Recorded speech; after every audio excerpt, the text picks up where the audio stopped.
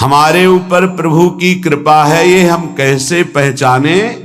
तो ये 8 लक्षण प्रकट होने लगते हैं जिस पर हरिजू की प्रियाजू की कृपा है।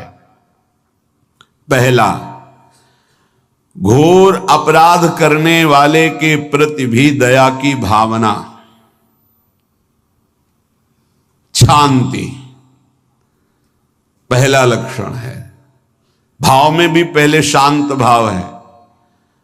हमारे ऊपर श्री हरिजू की कृपा है, इसकी पहचान ये 8 लक्षण। पहला, शांति, अर्थात घोर अपराधी के प्रति भी गुस्सा ना क्षमा करना, ये हरि की कृपा का लक्षण है। देख लो भाई, घोर अपराधी शब्द तो जाने दो, जरा सा प्रतिकूल हो जाए तो लाख समझाओ पर भ्रकुटी तनी रहती है। भला ऐसा है? अपराधी पर भी क्षमा का भाव होना, ये हरि कृपा पात्र में ही होगा, अन्य में नहीं। तो अगर अपने हृदय में ऐसा लगे कि ऐसा नहीं है तो हरिजू से प्रार्थना करनी चाहिए कि कृपा करो, मेरे में सामर्थ्य आवे।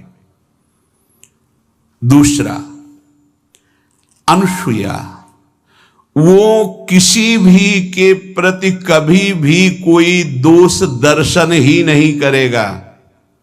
दोष कथन, दोष श्रवण की तो बात जाने दो। अनुसूया, दूसरों के गुणों में दोष ढूंढना ये नहीं होता। हरि कृपा पात्र में ये नहीं होता। ये सब भजन के नाश करने वाले, जैसे पहला अपराधी पर क्रोध कर देना, तो माया ने भेजा इसीलिए था कि तुम्हारे साथ व्यवहार ऐसा करे कि तुम क्रोध करो। क्रोध करोगे तुम्हारी ऊर्जा शक्ति नष्ट हो जाएगी, अध्यात्म में जो चलने की थी। और कहीं तुमने संकल्प कर लिया तो भजन शक्ति नष्ट हो जाएगी। तो अगर भजन बल है तो गया, जरूर उसको दंड मिलेगा, पक्का मिलेगा, 100% मिलेगा, लेकिन आप खाली हो गए। ना भजन करने की वृत्ति रहेगी और ना भजन रहेगा, दोनों बात। अनुसूया, किसी के सद्गुणों में दोष देखना, गुणों में दोष ढूंढना, ये हरि कृपा पात्र में नहीं होता।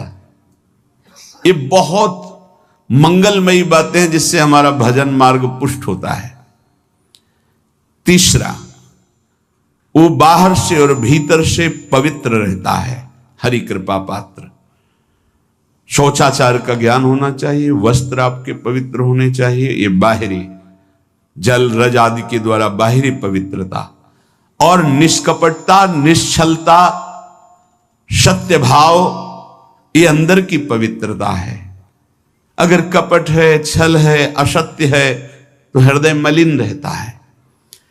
भीतर और बाहर से पवित्र रहना तीसरी जो कृपा का लक्षण है, अर्थात वो सदैव भगवत चिंतन परायण, शौचाचार का पालन करने वाला, बाहर और भीतर से हरि कृपा पात्र पवित्र रहता है।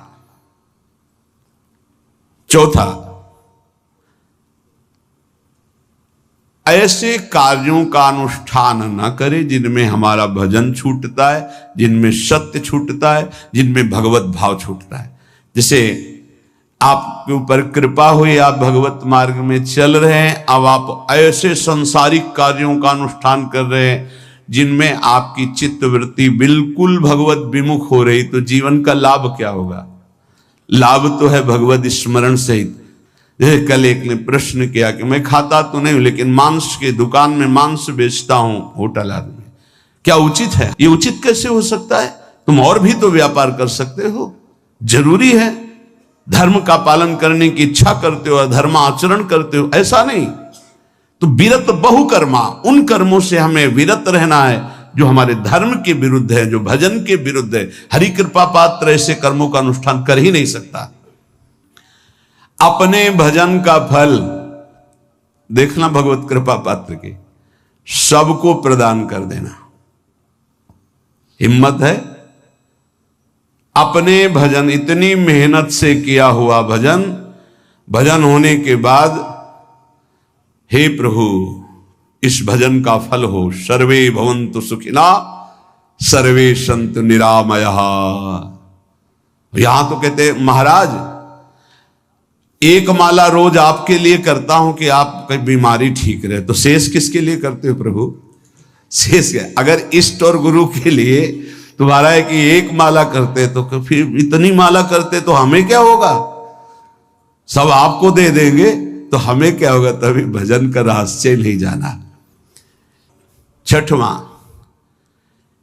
अपने भजन से अपने लिए कुछ भी ना चाहना और दूसरों की तो बात जाने दो, दूसरों से कुछ ना चाहना ये तो ठीक है, अपने भजन से अपने लिए कुछ ना चाहना है हिम्मत।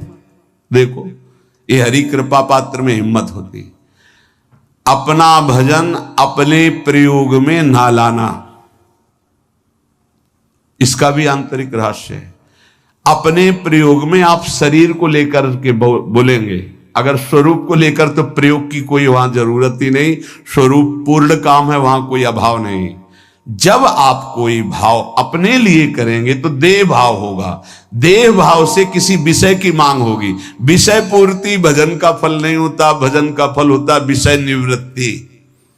बहुत जोर की बात है, कैसे समझ में आए? अपने भजन का भी फल अपने लिए नहीं, दूसरों से कुछ चाह रखना तो बात ही जाने दो, भजन से भी कोई अन्य सुख की चाह नहीं हुई। क्या चाहिए? भजन ही बनता रहे, भजन का फल भजन बनता रहे, खूब निरंतर जप करते रहे।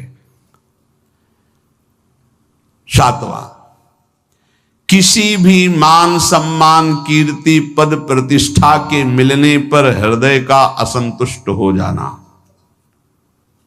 यह हरि कृपा पात्र का लक्षण होता है। प्रणाम नमस्कार जय हो तो हृदय में असंतुष्ट हो जाना चाहिए, कोई किंचन मात्र अभिमान न उदय हो जाए। प्रभु बचाओ, ये माया की चकाचौंध से बचा लो नाथ। कौन सा अपराध बन गया कि आपकी जय की जगह यहां हमको ऐसा सुनना पड़े।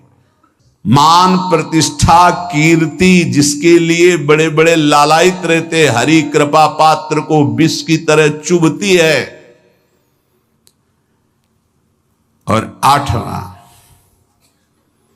किसी भी प्राणी समुदाय से संबंध ना रखते हुए सब पर दया की भावना, सब पर कृपा की भावना, सब पर करुणा मैत्री पर किसी से ममता नहीं। ये सूत्र बहुत व्यवहार में प्रयोग करने योग्य है। सबसे करुणा और मैत्री पर किसी से ममता नहीं। करुणा तो करी भरत जी ने, मैत्री भी की मृग से, पर ममता रहित नहीं रहे। ममता कर ली तो अगला जन्म हिरण का हो गया। प्राणी मात्र पर दया कृपा करुणा मैत्री पर ममता नहीं, ममता किसी से। और यहां करुणा मैत्री ये तो गायब हो गई, केवल ममता रह गई है। अपने शरीर से ममता, शरीर संबंधियों से ममता, विषय भोगों से ममता, यही जहर है। संबंध में ये ममता ही जहर है, विचारों में अहंकार जहर है, कर्मों में ये आसक्ति जहर है। संतों के कहा जाता है चरण स्पर्श से ज्यादा पावर मिलता है। अगर चरण स्पर्श न करावे तो उनकी चरण रज ले ले, नहीं कोरी भावुकता नहीं। संतों के शरीर से भागवतिक परमाणु निकलते हैं, क्योंकि हर समय भजन में रहते हैं। तो हाथों की अंगुलियों के पूर्वों में आगे, और चरण तलवे में, और चरण के अंगूठे अंगुलियों में, यहां से विशेष ऊर्जा शक्ति निकलती है उनकी भजन की। इसीलिए विद्युत परमाणु जैसा काम करती चरण रज, बिजली जैसा काम, क्योंकि तलवे में और चरण के अंगूठे में वो स्पर्श हुई चरण रज विशेष। पैर छूने से लाखों गुना लाभ चरण रज से मिलेगा। उनकी चरण का चिन्ह बना, चल रहे हैं आगे, कहीं ऐसा सौभाग्य हो कि पानी है मजा के गए, चरणामृत सीधे मिल रहा है। चरणामृत अपने तो बहुत सौभाग्य कई बार ऐसे मिले, पैर के अंगूठे में सबसे ज्यादा परमाणु होते हैं संतों के।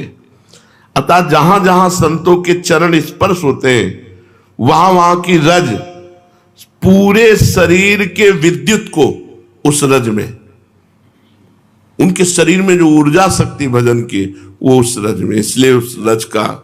और यहां वृंदावन की रज तो महारानी जी की चरण रज है। सद्यो वसीकरण चूर्ण मनंत शक्तिम तम राधिका चरण रेणु मनुस्मरामि। रोज चरण वंदना वृंदावन की करके और रज लगावे, बहुत लाभ प्राप्त होगा। जो रोज रज का सेवन करता है उसके अंदर भागवतिक परमाणुओं का समावेश हो जाता है। 10,000 वर्ष एक पैर के अंगूठे के बल खड़े होकर दोनों हाथ उठा के, जो हम लोग 1 मिनट नहीं कर सकते, पैर के अंगूठे के बल खड़े होके दोनों हाथ उठा 1 मिनट नहीं कर सकते, वो 10,000 वर्ष मंत्र जपते हुए तब कहीं करदम जी को भगवान का दर्शन हुआ था। यहां 10,000 वर्ष है ही नहीं जिंदगी में, 70-80 वर्ष के खेल है हमारा। इसमें अगर हम निरंतर नाम जप कर लें तो बिना किसी तपस्या के भगवान के दर्शन हो जाएंगे। कह रहे मेरा विश्वास है कि इस कलयुग में भगवान के दर्शन बहुत सरल हैं, सहज हैं, पहले युगों से भी। अन्य युगों के महापुरुष चाहते हैं कि कलयुग में मेरा जन्म हो जाए, थोड़े प्रयास से भगवान के दर्शन, रात दिन नाम, थोड़ा प्रयास, अब 10,000 वर्ष वाला प्रयास, और 80 साल के हैं, 80 में 20-30 वर्ष तो सोने के रख लो, क्योंकि अधिकतर बाल्यावस्था ऐसी चली गई। अब जवानी में अगर होश आ जाए और नाम जप कर ले तो इसी से भगवत प्राप्ति हो जाएगी। ऐसा रोज आने लगता है कि आज भगवान मिलेंगे, आज भगवान मिलेंगे। जब भजन परिपूर्ण होने लगता है, भगवान को मिलना होता है, तो हृदय से लगता है आज भगवान मिलेंगे, आज भगवान, आज तो पक्का मिलेंगे। भगवान मिल जाते हैं।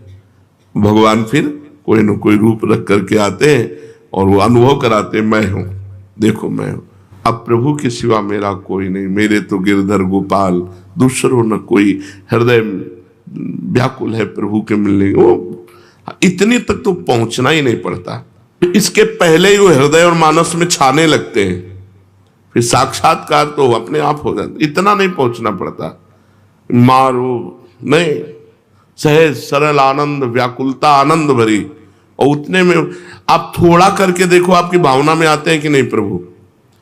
अभी देखो आप जितना भजन करते हो उतनी भावना में आते हैं कि नहीं, देखो आप तो वैसे आपकी भावना के सामने है। और जब गाढ़ भावना हो जाएगी तो ही आपसे बात करने लगेंगे। वो है, कोई कण ऐसा नहीं जाना हो तो जब आप भावना कर रहे हैं तो आपकी भावना में जो झांकी आई वो आए हैं प्रभु, वो केवल कोरी भावना नहीं है। क्या साधना करते करते साधन के बल से भगवान मिल सकते हैं? नहीं। कि आप खूब साधना कर रहे हो, साधना का आपको बल है, उससे भगवान मिल जाएंगे? नहीं, उसका फल मिलेगा आपको, तप लोक, महालोक, जनलोक, ब्रह्मलोक और भी, लेकिन भगवान नहीं मिलेंगे। भगवान का मिलने का एक ही उपाय है कि वो कृपा कर दे, वो कृपा कर दे। कोई साधक चाहे कि अपने तपोबल से, अपने साधना के बल से भगवान को बांध के सामने खींच के लाए, ऐसा कोई तपस्वी नहीं पैदा हुआ, ऐसा कोई साधक नहीं पैदा हुआ। कितना भी साधन किया जाए, कितना भी योग किया जाए, परंतु भगवान के दर्शन सिर्फ भगवान की कृपा से होते हैं। हाँ, वो देखकर द्रवित हो जाए कि बहुत तप कर रहा है, बहुत साधन कर रहा है, थक गया है, अब द्रवित होकर भगवान दर्शन दे दे। लेकिन कोई अपने तपोबल से, कोई ये कि मैं साधना कर रहा हूं, भजन बल से भगवान को अधीन कर, ऐसा नहीं कर सकता। वो जब भजन करते हुए दैन्य भाव, तो भगवान द्रवित हो गए और वो दर्शन दे दिए। क्या जैसे हम दो मित्र मिलते हैं ऐसे भगवान से मिलकर वार्तालाप कर सकते हैं? हाँ, अवश्य। यदि आपके अंदर भगवान से प्रेम उदय हो चुका है तो भगवान आपसे दो मित्रों की तरह एकांत में मिलकर परस्पर वार्तालाप कर सकते हैं। बिल्कुल, इच्छा जगाओ, मिलने की इच्छा जगाओ। जब एकांत में भक्त और भगवान बातें कर रहे हैं तो दूसरा देख सकता है, दूसरा सुन सकता है? नहीं। मान लो यहीं बैठकर भगवान से बातचीत हो रही हो, तो जैसे नारायण स्वामी थे, कहते भाग तू भाग, कितना भागेगा, और कपड़ा समेट के पीछे भागते, तो लोग देखते कोई नहीं सामने, तो बाबा पागल हो गया है। कुसुम सरोवर तक दौड़ के आते, फिर लौटते, फिर मुखारबिंद तक दौड़ के जाते, फिर वहां।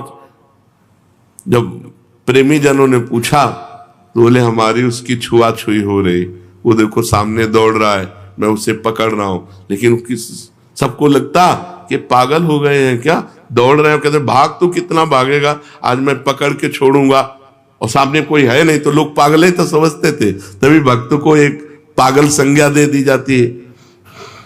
जिसको समझाने के लिए बिजली का भारी करंट मार दिया जाए, झटके में वो बस ऐसे। भगवान अनंत सामर्थ्यशाली। कहते हैं तुम घर सजाओ भगवान आएंगे। हाँ, तो मन का घर, ये बाहर वाला घर सजाने से नहीं कि बाहर आप खूब सजा दो लीप पोत के, तो भगवान यहां मन रूपी घर को, मन से संसार रूपी कूड़ा निकल जाए, दैवी संपदा आ जाए, मन मंदिर बना लो, मन सजा लो, मन के दुर्गुण हटा लो, मन को संसार से खाली कर दो, भगवान आ जाएंगे। मन रूपी घर को सजाना। क्या भगवत प्राप्ति प्रारब्ध में लिखी है कि तुम्हें जाओ इस जन्म में भगवत प्राप्ति हो जाएगी? नहीं। भगवान का भजन संत समागम के द्वारा प्रारंभ होता है, और भजन के द्वारा हमारा भाग्य नया निर्माण होता है भगवत प्राप्ति का। वो पूर्व जन्म से नहीं होता कि अगला जन्म तुम्हें भगवत प्राप्ति हो जाएगी, वो भजन से होता है। क्या प्रारब्ध बाधा पहुंचा सकता है? इच्छा प्रबल हो, भजन कस के हो, भगवान की अनन्यता हो, तो प्रारब्ध बाधा नहीं पहुंचा सकता, नहीं पहुंचा देगा। प्रारब्ध बहुत बुरा होता है। जिसे मान लो दोनों किडनी फेल, डायलिसिस, बड़ी समस्या, बड़ा परेशान, पर भगवान की कृपा से चल रहा है, साधन भी चल रहा है जो भगवान चला रहे हैं। जैसे अगर बताओ प्रारंभ में ही हो जाता, मान लो भजन शुरू किया, प्रारंभ हो गया, मार दिया ना प्रारब्ध ने। तो प्रारब्ध बाधा पहुंचा सकता है भगवत प्राप्ति में, यदि भगवान की अनन्यता न हो, भगवान की शरणागति न हो, भगवान का भजन न हो। भगवान की अप्राप्ति के संताप का क्या स्वरूप है? जिया ना जाए। भगवान के अमिलन में, भगवान के बिछोह में एक एक निमेष युग के समान लगने लगे। ऐसा नहीं लगता। ये परम धाम क्या है? वैकुंठ लोक, गोलोक, साकेत, कैलाश, ये परम धाम है। एक है या अलग है? एक ही है, और भावना के अनुसार अलग वैभव प्रकाशित हो जाएगा। धाम नित्य चिदानंद एक है। आपने भगवान शिव की उपासना की तो आपको पूरा कैलाश रूप में भगवान शिव परिकर सहित अनुभव कराएगा।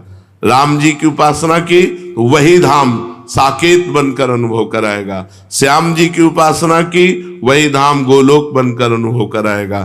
धाम एक है, वो चिदानंदमय है, तो भक्त जैसी भावना करता है वैसा अनुभव कराता है।